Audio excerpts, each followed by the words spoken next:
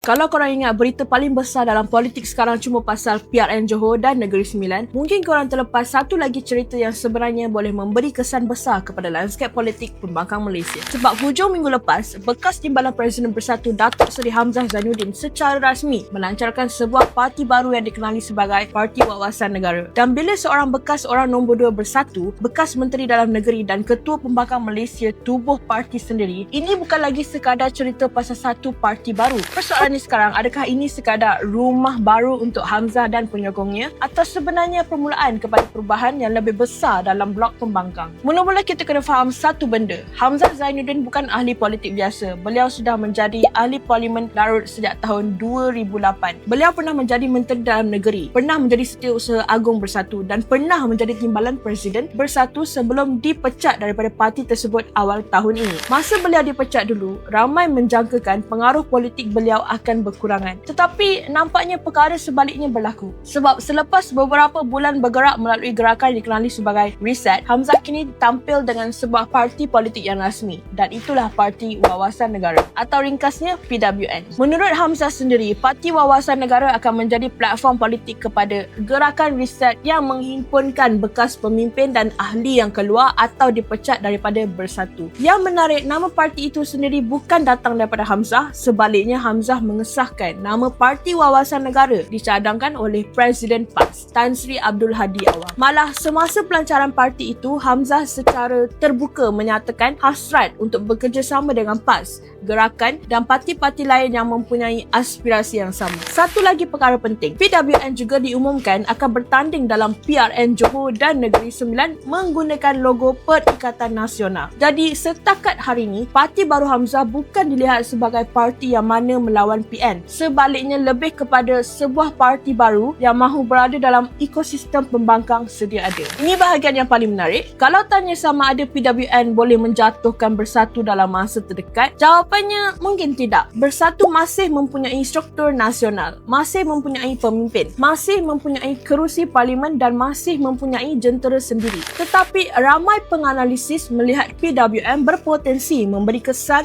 paling besar kepada Bersatu berbanding mana-mana parti lain. Kenapa? Sebab kumpulan sasaran mereka hampir sama. Penyokong Bersatu, bekas ahli Bersatu, bekas calon Bersatu dan penyokong PN yang rapat dengan Hamzah. Sebab tu, soalan yang ramai pemerhati politik sedang tanya bukan berapa ramai masuk PWN hari ni, tapi berapa ramai yang akan keluar Bersatu selepas ni. Itulah ukuran sebenar kekuatan parti baru Hamzah. Ini satu lagi perkembangan yang ramai orang terlepas pandang. Walaupun Hamzah sudah tidak berada dalam Bersatu, PAS masih menyokong beliau sebagai ketua pembangkang di parlimen. Malah Abdul Hadi Awang sendiri mengumumkan bahawa PAS bersetuju untuk mengekalkan Hamzah sebagai ketua pembangkang selepas mengambil kira pandangan ahli-ahli parlimen pembangkang. Ini menunjukkan satu perkara, hubungan antara Hamzah dan PAS masih kelihatan baik. Dan sebab tu, kemunculan PWN akan menjadi lebih menarik untuk diperhatikan kerana ianya berlaku ketika pembangkang sendiri sedang melalui proses penyusunan semula selepas krisis dalam Bersatu.